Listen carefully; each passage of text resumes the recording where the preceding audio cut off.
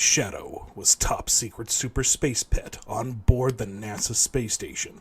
Afraid the scientists were perspiring with black aliens, Russia invaded and took everyone on the spaceship hostage, even Shadow's longtime girlfriend, Maria Rodriguez. Authenticates to Shadow's superpowers given to him by the great scenist Dr. Nick. He was able to save Maria and kill the bad guys. Dr. Nick then froze him for 50 years, where he wakes up all grumpy.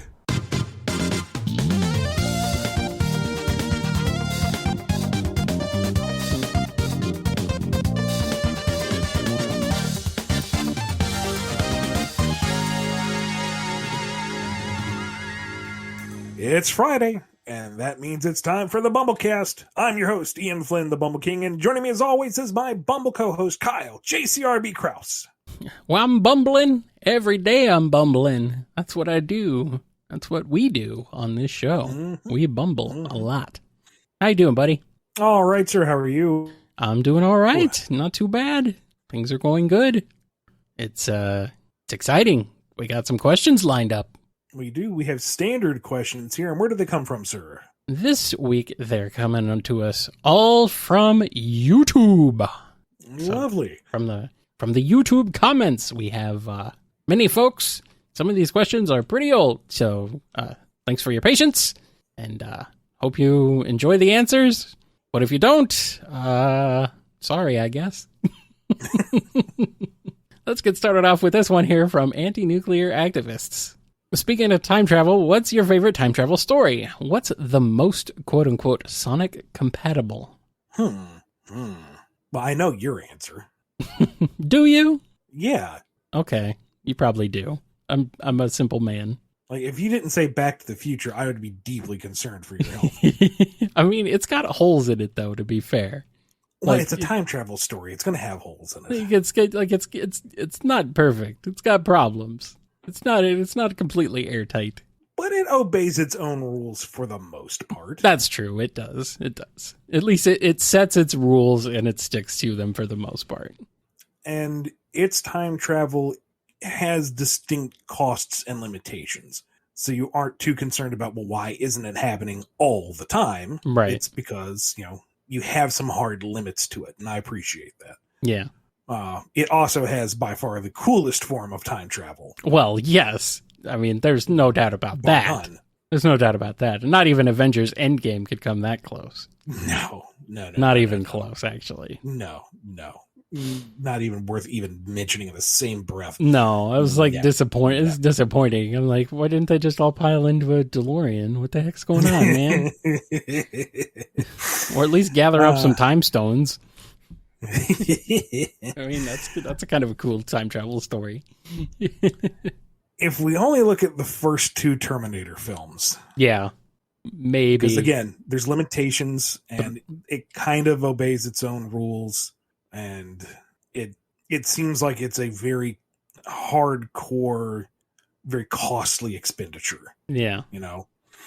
The Resistance really had to cobble things together to send back some old clunky T-800.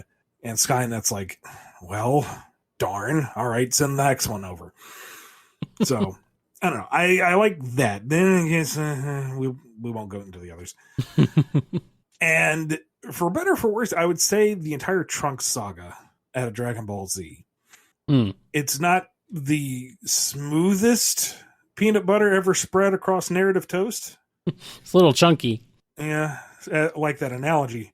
But it does introduce an interesting set of concepts in terms of variable timelines and that doing time travel isn't the end-all be-all answer, that it itself can cause trouble.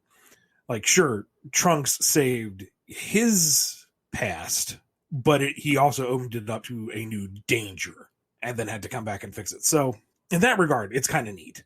Right. I'm biased mainly because Trunks are super cool and the androids were cool, but it's got time travel and I enjoyed the Trunks saga overall. Yeah. I like the time travel in Command and Conquer Red Alert because it just screws up everything.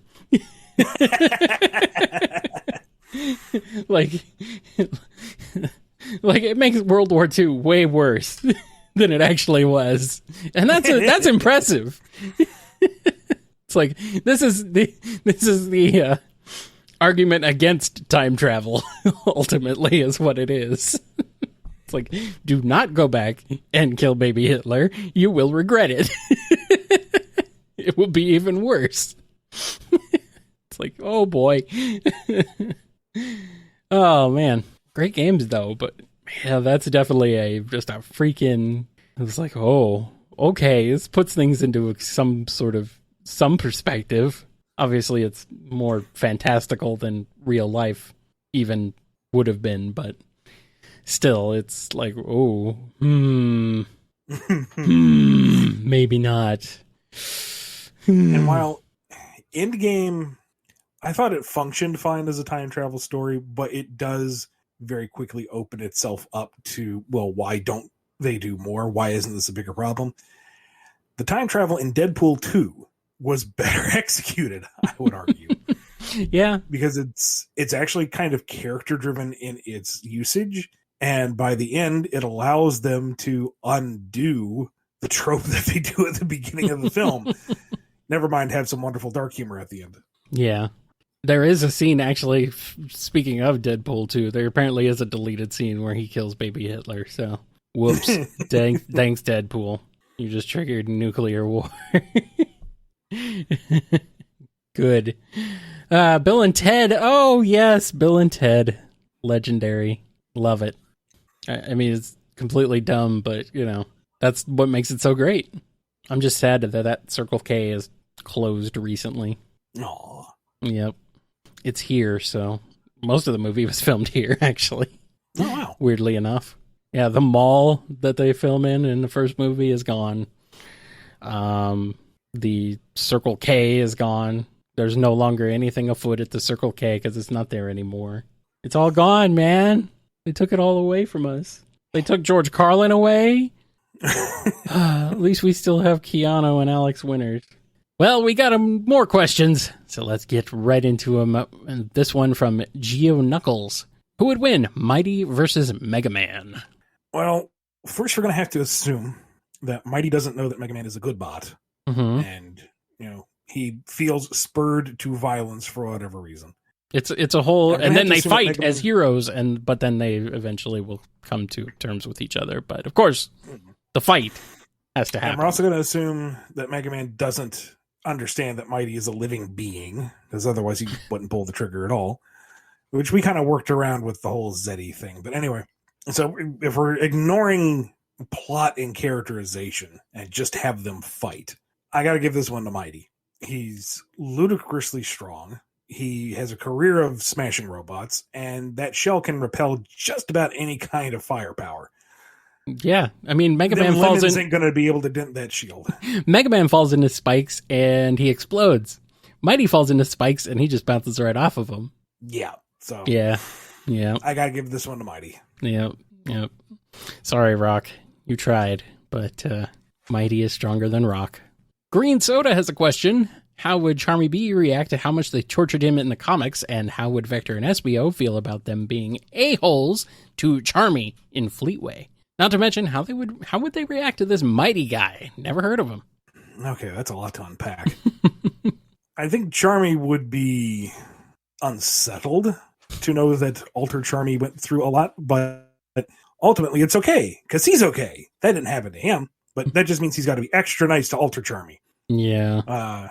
I'm not as familiar with the Fleetway Chaotix, but I seem to remember that Charmy being super obnoxious anyway. I mean, everyone was obnoxious in Fleetway. That was kind of the hallmark of the whole thing, wasn't it? But I could imagine that mainline Vector and SBO going, maybe reining it in a little bit. Of course, was that Charmy like still 16 in Fleetway? I don't know. Because an 8-year-old being obnoxious is one thing. Mm-hmm. 16-year-old being obnoxious is a whole other thing. 6 in the game. Yeah, a child. I eagerly await the day that SEGA just decides, you know what, numbers are bad. Just get rid of numbers. They're kids or teens or adults. So we stop talking about these numbers, these useless, meaningless numbers. Yes, because Sonic has been 15 despite going through birthdays several times over the course of his career. Anyway. As for Mighty, this is assuming that Knuckles Chaotix is not canon to Classic, which I'm pretty sure it is again. Oh? And I'm pretty sure Classic is the past. So where's Mighty now? I don't know. He's off doing mighty good things. He's punching through mountains on his own. He don't need those other guys. See, now the divide is just kind of dumb. I get it. I know it's nice to have like that distinction and have a unique cast for each side, but the fact that Mighty is potentially still around in modern is like, what the heck? What the heck, man? Speaking of time travel plots with big holes in them, here's a question from Ralph OTG. Do you think Sonic will ever go back to being an eco-terrorist? This hinges on whether or not you accept he was ever an eco-terrorist. And while I have seen that argument and understand the reasoning, number one, his activities were never to inspire terror. They were to protect the environment. And two, the government that he was working against was not legitimate.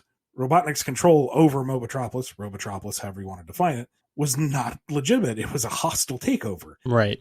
He deposed the legitimate rulers, so they were freedom fighters.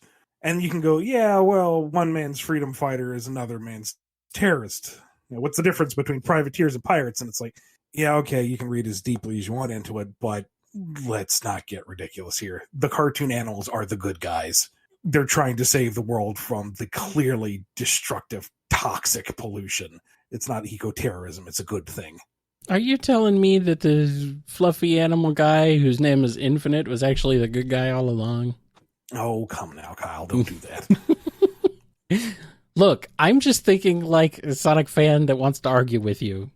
Well, so that's fine. They can get in the queue and we'll have our long distance argument. Until then, they don't need your help. Oh, well, okay. I'll still do it. Yeah, I know you will. I'll still advocate for the devil. I'm over here advocating for the devil. Don't leave me. Don't leave. Don't hate. I'm giving the devil a voice. How dare you, sir, try to suppress the devil? And I will endure it because I don't know how to run this show. So I guess I'm stuck with it. I'm the pesky devil. Now that's a callback. Pesky devil. Yeah, it is. I like that. That's a deep callback. That's a deep cut right there. Day in, day out, answering question after question, my resolve being worn down like a stone amidst the stormy sea. And each and every time bubbling up from the surface, there's that pesky devil. Here's a question from Alec J. If you don't know what we're talking about, you need to go way back into the archives and watch our playthrough of American Truck Simulator.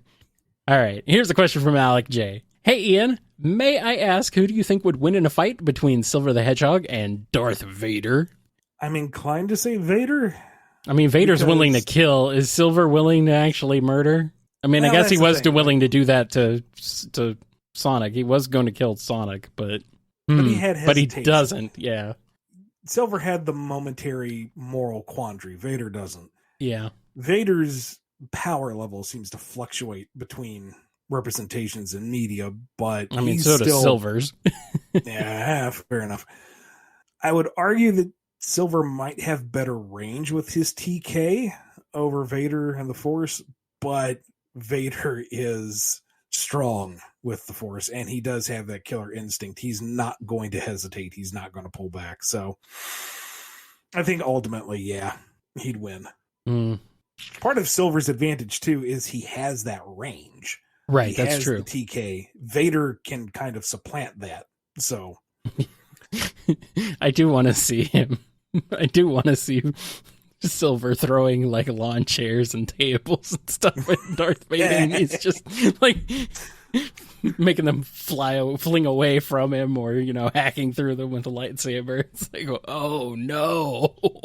It's like, which would be cooler, him just weed whacking it through with the lightsaber, or just standing there and diverting them with the force? Like it's beneath him. Like, why not take action? Why not both? Like, as he marches forward, he's like hacking through with one hand and flinging it away with another. It's like Silver says it's no use, and it's like, you're right. It is no use for you. Wow. No, just amazing. Okay, there you go. Silver's just hurling an entire Home Depot at Vader.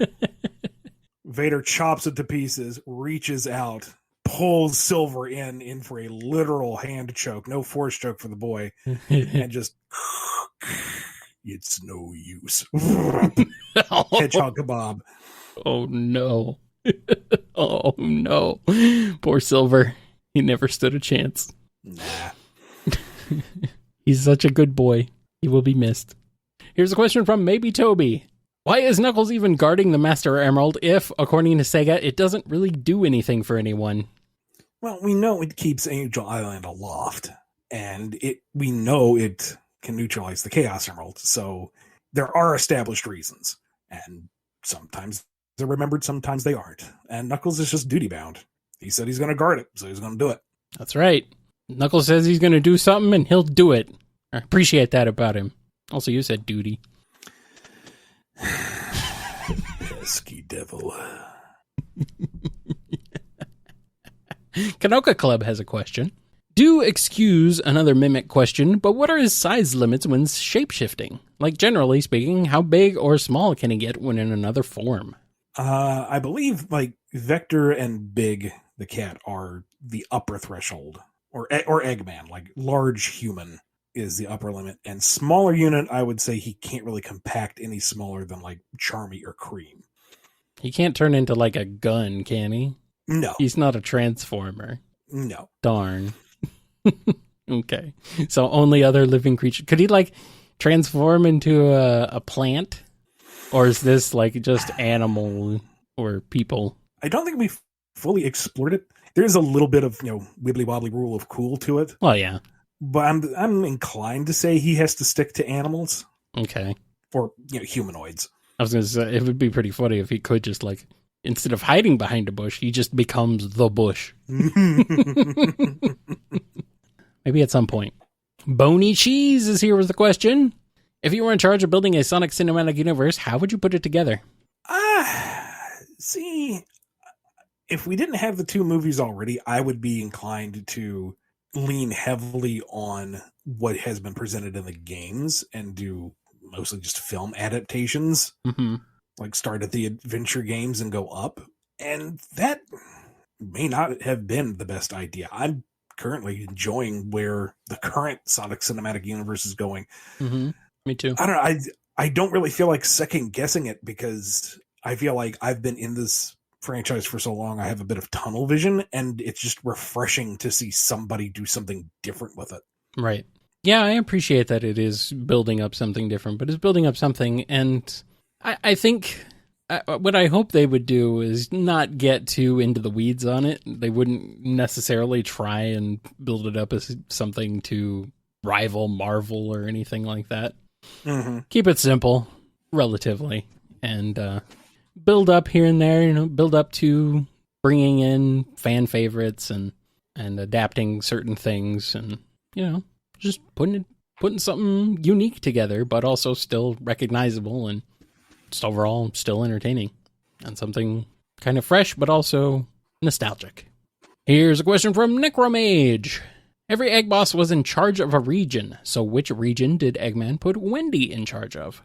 She wasn't in charge of a specific region. She was supposed to hunt down magical artifacts that could be a threat to the Eggman Empire or something for the Eggman Empire to acquire.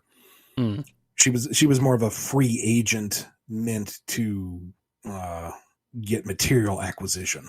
Yeah, I guess she's just a egg boss to be she's the boss. She's the boss. That's all that matters.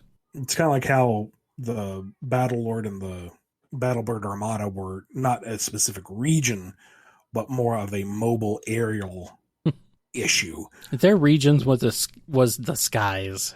Thank you very much. Were constantly in transit. So, yeah. And here's a question from Michael B. Any plans to introduce characters of more unusual species, i.e. Relic being a pika or Maw being a thylacine? Yeah, maybe. I don't know what Sega's stance is on that these days. Kind of tying back into some character creation discussion we've had recently, I don't want to make a character just to make them. I mean, as delightful as it would be to have a Muntjac in the mix, do we need one just to have it? Like, what role as a character would they play? What niche would they fill? What do they bring to the narrative? Yeah, this isn't the first decade of Archie Sonic. And then there's also the degree of how well do they translate to the Sonic style? Like that too, yeah. Relic fit very nicely, and Maw was able to be transferred without issue. The aforementioned Muntjac, not so sure. And then some of the other stuff like giraffes or moose or camels that have, you know, these very large heads or very distinct necks or other features, they may not translate as well compared to other species. So if the opportunity arises, sure, because I love to delve into obscure critters, but it's not a driving force. Right. And here's a question from Dadler the Dalek. Well, now that we know that Ray likes pancakes as much as Tails likes his comical amount of mint candy, Sonic his chili dogs, Shadow his margarita, Dr. Eggman his latte with steamed Austrian goat milk, and who knows what. My question is, what would happen if Medburger would expand into different dimensions of the Shadowverse? Or more like the Sonic Multiverse if Shadowverse is too specific. I can say words. Don't judge me. I know words. So multi-dimensional franchising of Medburger that tries to not only put out substandard fast food, but margaritas and custom-made lattes, along with a breakfast menu and candy counter. Is that what you're saying? Pancakes, chili dogs. I mean, sure, yeah, why not? That sounds like something corporate would do. Yeah, it sounds like they're really stretching themselves a bit thin there because that's what they want to do because they want to make all the money. Sounds about right. So, sure, why not? I'm good. It honestly sounds like McDonald's in the early aughts. Or tens, I guess. You know, do you want your full breakfast as well as a bakery and multiple coffee options and multiple salads and the standard burger stuff? Also fish, also chicken? Yeah. That didn't last too long. At least not where I am. No, I think they slimmed down a little bit since then. I don't know. I only get ice cream from McDonald's, so whatever. When the machine's not broken. So what would happen? There would be a lot of Mad Burgers around. That's true, because they wouldn't hire another employee because they're too cheap. Oh, exactly. There's like one-dimensional doorway that he has to run between every single incarnation of Sonic.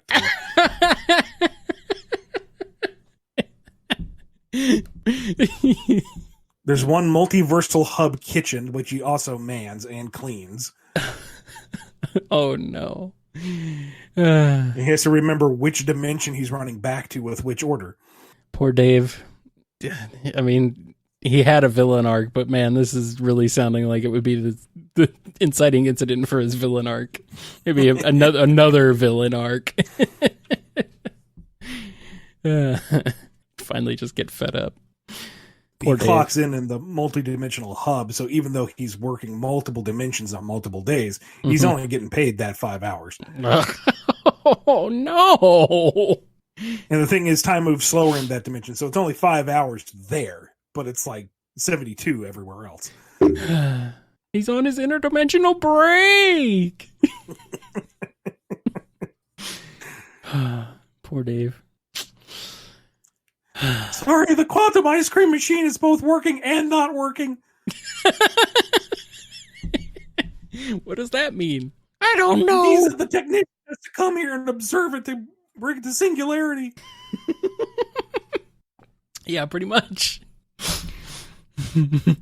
Oh, no, poor Dave having to clean every interdimensional Medburger bathroom. Oh no. Oh no, this is truly his villain arc. He becomes the new franchise villain at this point, I think. Like, not just a goofy Sonic Boom style villain, but an actual real villain. Oh no. Well, before we take a break, we're going to answer this question here from Typre Gaming TPG. Say Sonic and Shadow switch places, and Sonic got his own game where an alien race invades the world and he has to stop them. What would Sonic's black arms equivalent be? Would it be the blue arms or the tan arms? Come on, Ian. We need answers. Why not both? It's a race of spiky blue-armed aliens that look at this mutant. What's with those bare arms? Those strange, hairless arms. Clearly you cannot belong among us. I have a hard time imagining an evil alien race derived from Sonic. Like, I can imagine something that's, a race of creatures that are all swoopy and blue-spined and, like, wind-themed. I can see that in my head, and they're really cool looking, but I can't see them as, like, malevolent. I just can't associate malevolence with Sonic. Mm-hmm. Like, maybe they're coming to the world because it looks like a good place to party and they're being destructively rambunctious and he has to corral them. The suggestion from the chat is that they're less evil and more prankstery. Yeah.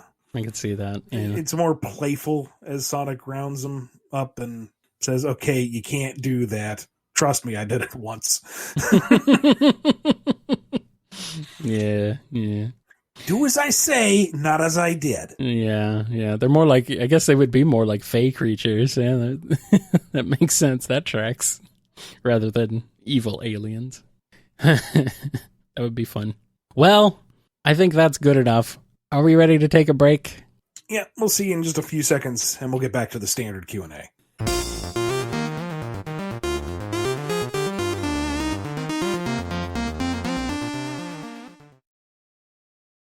And we're back. There's Metal Skulkbane with a question.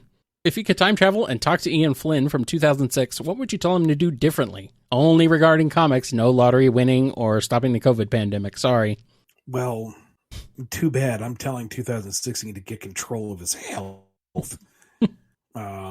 Comics-wise, though, maybe prompt the boss to look at contracts a bit earlier.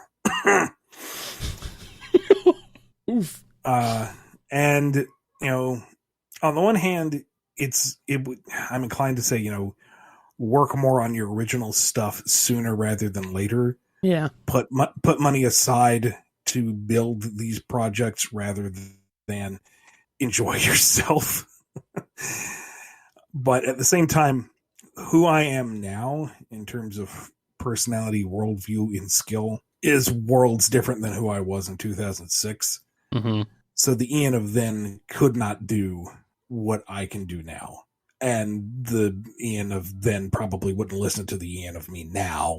Just, oh, well, you're me, and you're clearly coming back to tell me not to do these things. But maybe it'll be different this time. No, you idiot.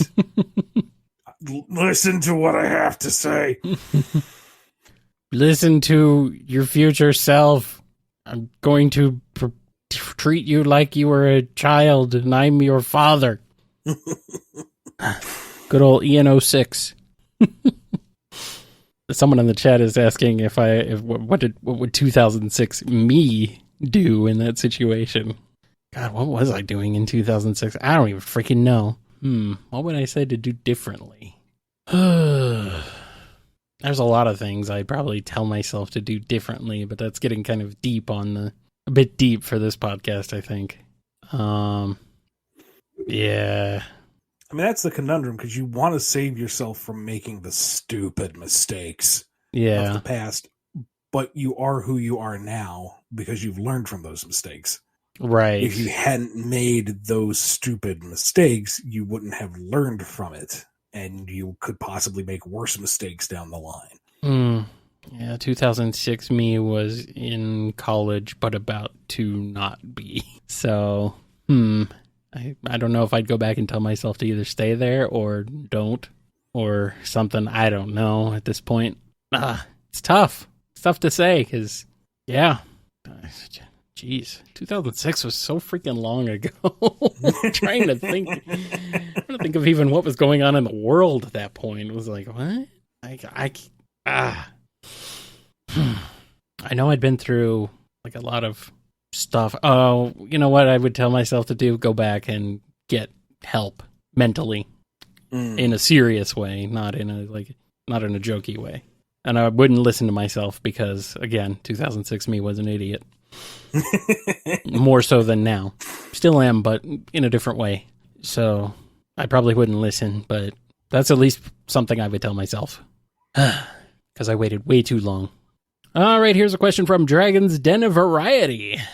If Blaze is the Soul Dimension version of Sonic, what do you think a Soul Dimension version of Dr. Starline would be like? I don't think Blaze is an analog to Sonic. Yeah, not entirely. It's just like, I do think it's fun to imagine like an alternate universe where Blaze is the star of her own video game franchise, though. Oh, absolutely. But aside from them being fast, they have no parallels. Right. Sonic is not the guardian of anything. Blaze's powers are vastly different than Sonic's in terms of both implementation and effect on her characterization. They're not the same. She's sort of like an inverse of Sonic, though, in a lot of ways. But she actually has more in common with Knuckles than with Sonic. Yeah, which begs the question. And Marine does have parallels to Tails, so I guess the question is, where would the Sonic of that dimension be if we're going to make those connections? I don't think it's one-to-one, though. But for a Dr. Starline, it's a little hard to say because we don't have a big bad in the Soul Dimension to really call upon. There's Captain Whisker, but he's small potatoes. He's derivative of the Eggman, and he's dead now, so because Starline's whole deal is that he's this toxic little parasite who gloms onto the negative figure and tries to emulate them, and there isn't really anybody in Blaze's dimension like that. Unless it would be, since it's not supposed to be a perfect one-to-one, let's go back to my original point there, maybe it's someone who gravitates towards Blaze specifically. I mean, she is an extremely powerful and iconic person in her world for multiple reasons. So maybe it's someone who's obsessed with her in a very bad way. Someone who wants to be her protege or her right-hand man or whatever. And when she spurns them because she has a fully stocked staff and you're kind of creepy, go away. Mm-hmm. They take it the wrong way and they try to find the ancient relic of whatever it was to gain comparable power.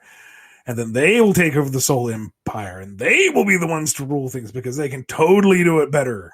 Yep, of course. Makes sense. And then Blaze sets them on fire, and that's that. Easy peasy. That's why I love Blaze. Murder is on the table, and it is glorious. Here's a question from Dapper Shinks. What is the human world's relation to the classic Sonic world? Does classic Sonic have his own parallel human world, or is there just one? Can classic Sonic access it with the ease modern can? If you don't have an answer, what's your headcanon? As if this was kind of an indication of how long ago this question was asked.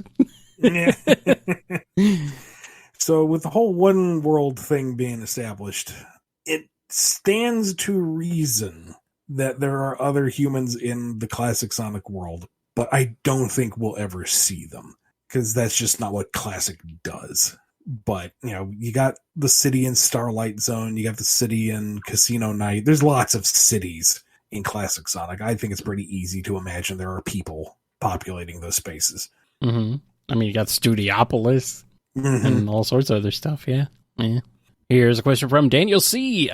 Why didn't Sonic try stopping Eggman from escaping in issue number 32? As if this also doesn't indicate how long ago some of these questions were asked. He just got his memory restored and got yeeted across dimensions. He's tired. He just gets back, and the first thing he has to do is save his friends and fight a giant robot. Let the man relax. Sonic needs his rest. He needs some downtime, Whatever. Let Eggman go. He'll stop him Sonic will stop Eggman again in the future if he tries anything. Whatever. Just let him go. The town was on fire. The fire needed to be tended to first. Yeah. Saving Throws has a question. For my birthday, my friend got me a figure of Dr. Eggman, which I have on display next to a figure of Asuka Langley Soryu from Neon Genesis Evangelion.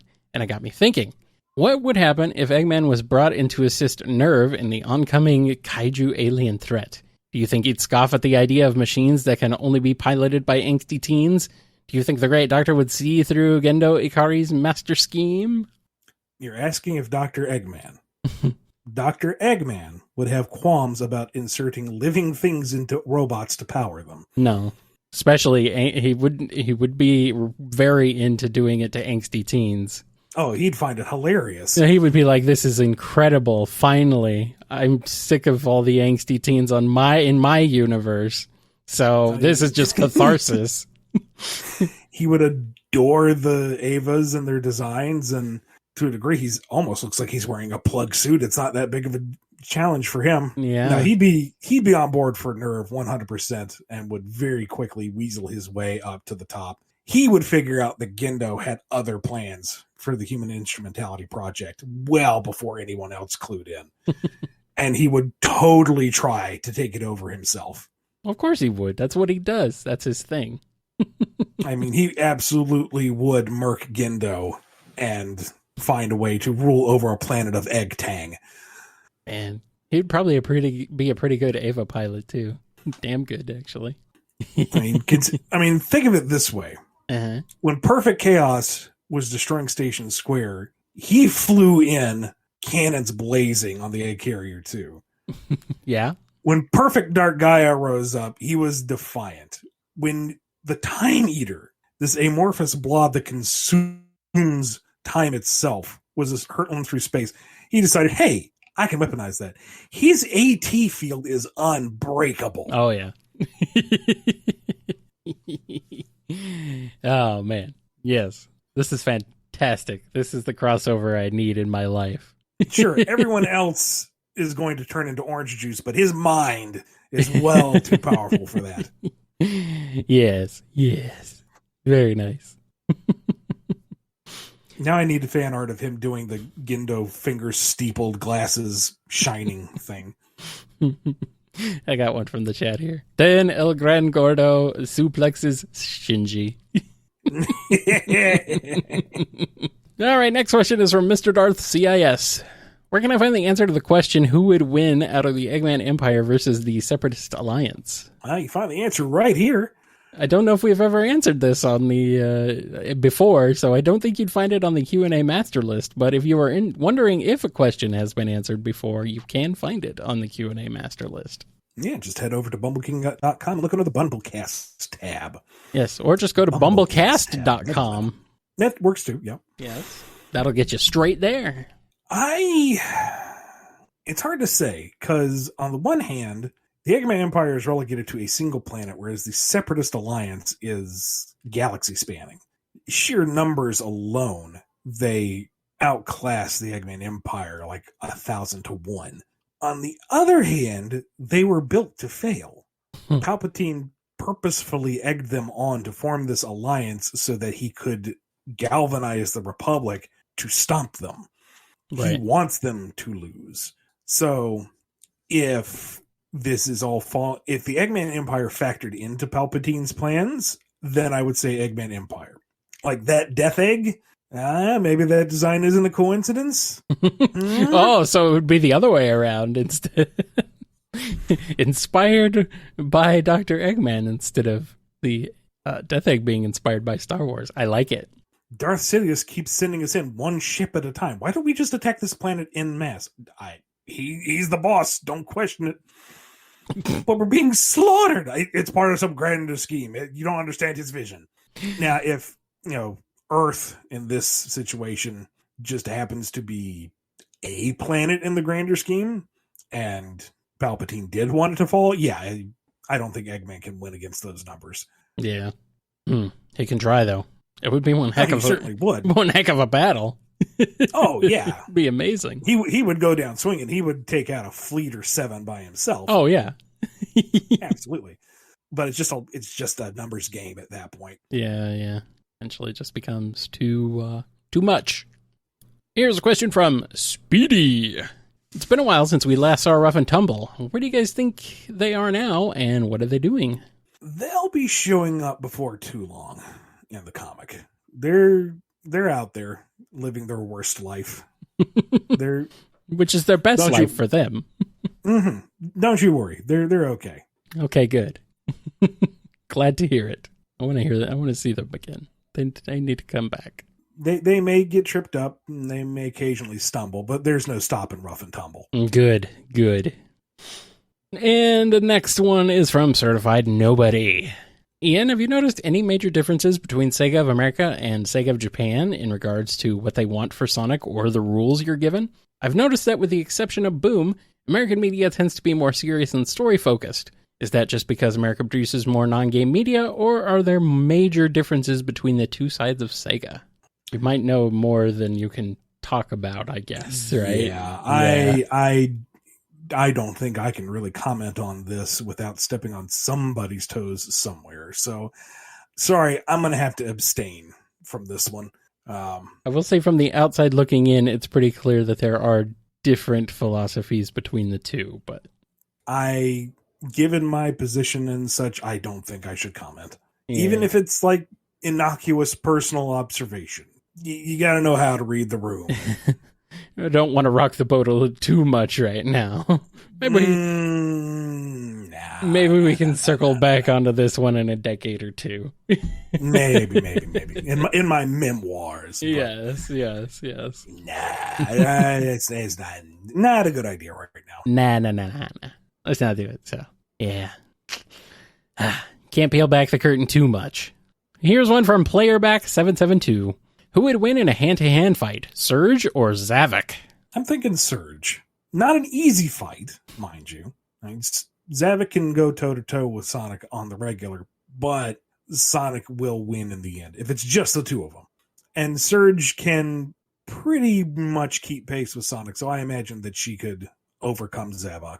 Yeah, I don't know. I'd say Surge just because I like Surge better than Zavok, but I'm biased, so... Now, if Zavok knows that she's got cybernetics, he might be able to tilt things in his favor in horrifying ways. But if it's just like, what is that green thing and why is she cackling and coming at me at Mach 1? Oh, God! Then, yeah, she'd stop him eventually. Wipe her feet on his face. It would. Yeah. She'd win in the end. Would she be... She's kind of been weaker than Sonic and Metal Sonic, though, or at least she's been defeated by them. So, is she really on their level? She, in principle, she lacks the experience. Like, she's got the data. Right, okay. And she has been trained, but she hasn't had any practical application outside of 2 fights. Right, yeah, that's a good point. Like, sure, Starline put her through lots of horrible trials, but there's that, and then there's going up against frickin' Metal Sonic. Metal Sonic, who really can only ever be topped by Sonic. That's not that is not the best graduation exam for her. That's going from 0 to 60 real darn fast. Or like 0 to 300. Yeah. Wow. That's a good point. Yeah, Zavok, I wouldn't put Zavok on that level. Nah, she could take him. Screw that guy. That's not to undersell Zavok. He is a formidable fighter, but... Sure, I suppose. I kind of like Zavok. I like, your dapper Bowser. It's kind of what he is. He's kind of like a Mammoth Mogul. I like him. Even though he looks like you try to get an AI to draw Bowser from memory. No, actually, have you seen what DALL-E can do? It'd probably do a better job. Okay, an AI from 5 years ago. Maybe an AI from, maybe even like 2 years ago. DALL-E 2 is even more impressive. That'd be pretty funny, though. Now I want to get in there and feed it a prompt as saying Zavok from Sonic the Hedgehog, but as Bowser from Super Mario Brothers. Like, what would it do? What would it come up with? You'd probably find you that one piece of art I saw where they just took Zavok and recolored him as Bowser, and it worked. Yeah. Yeah, I've seen that. Yeah. All right, next question is from Bagel God. One thing I find interesting about Rocket Metal is that on his head it says Mechasonic Model number 29. Do all Sonic robots fall under the Mechasonic series, meaning Metal Sonic is also a Mechasonic? We probably will never know. I'm inclined to say no, because we've seen multiple mechas, but metal is metal. Metal is hell, dude. Makes absolutely no out of context makes no damn sense.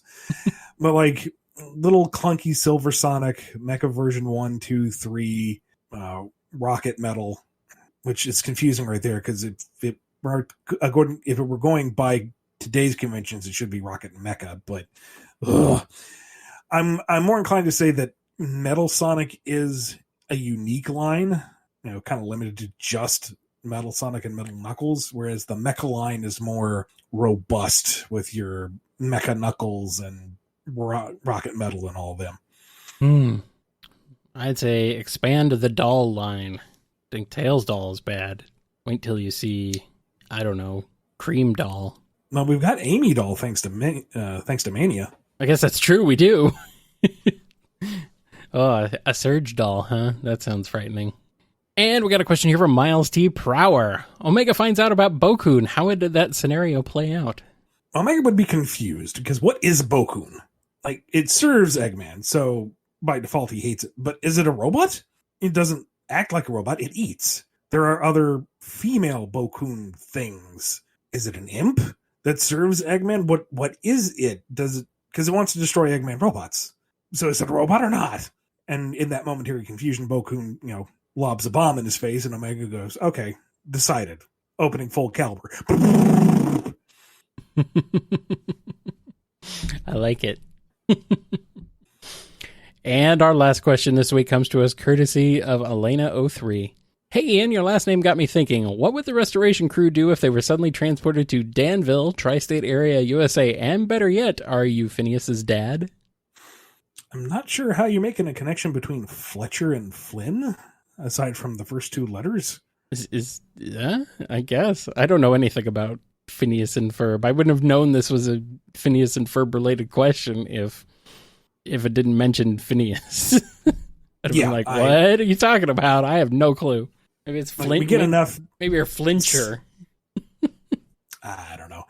I mean, we get enough Perry the Platypus Starline questions that's like, okay, this has got to be a Phineas and Ferb thing. But beyond that, I don't know the show. Sorry, I can't hypothesize. You're telling us to watch children's media? How dare you? We aren't children. We watch things like Sonic the Hedgehog and like Batman and Superman cartoons and like Animaniacs and I don't know, other stuff. Dragon Ball Z. That's a thing. Ninja Turtles, man. Ninja Turtles. There we go. Yeah, that's right. I don't know. Those are sophisticated properties. Thank you very much. None of these are things for children. I'm joking very much so. I love animation. Bit facetious. Yes. All right, some of these kids' cartoons were a bit darker though, like Gargoyles or Batman and stuff like that. Yeah. Get a little meat on them bones for the kiddies sometimes. Man, the series finale to not Mad Max. What was it called? Mighty Max. There we go. Mm-hmm. They did not pull any punches on that one. I don't remember that one actually, but I'm everyone dies. Yeah. That happens sometimes. It's the great prophecy, and there are heroic sacrifices left, right, and center. The bad guy wins. There's a happy ending, but it gets bleak. Apparently, it's a time loop. Looping all back to time travel. Yep, here we are. We're right back to where we started.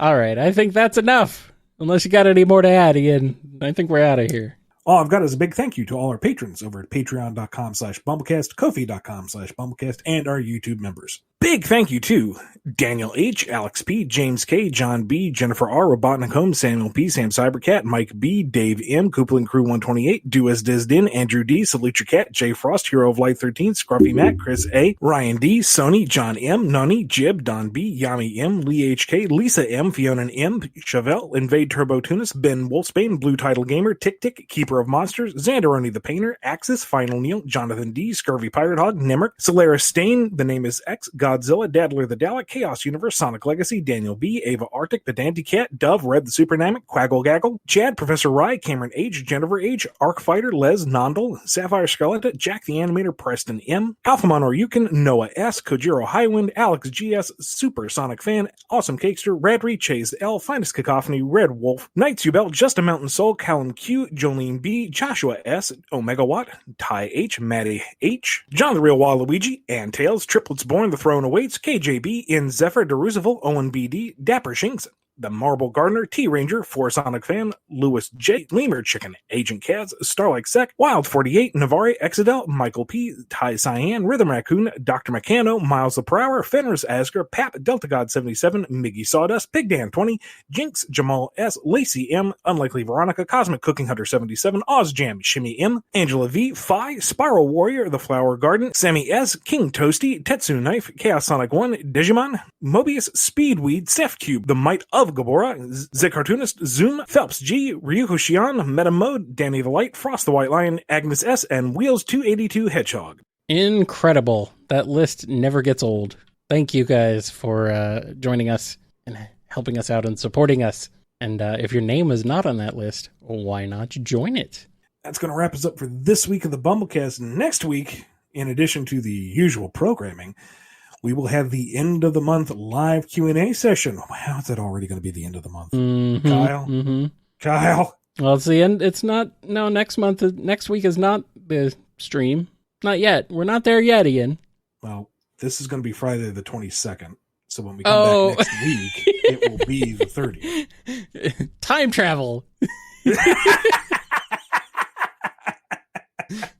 Pay no attention to the man behind the curtain that we're actually recording this on Saturday the 16th. Nope, that's not happening. That's not how it goes. Nope, not happening. Cut that all out. Save some face. No, I'll leave it in.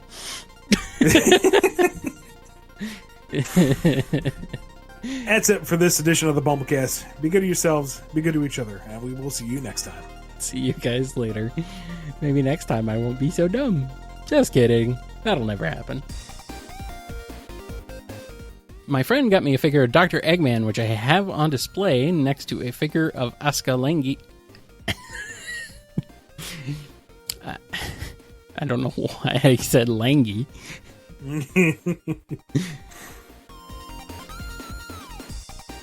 I have the freedom to bear these arms, thank you very much. Yo. Maybe I'll cut that out.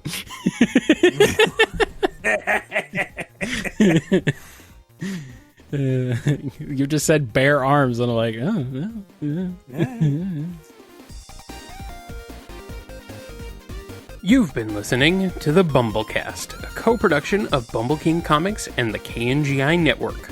Original theme music composed by Ken Coda Snyder. Remixed intro by T-Lopes. Find out more information, along with podcast feeder links, MP3 downloads, and more at bumbleking.com and kngi.org.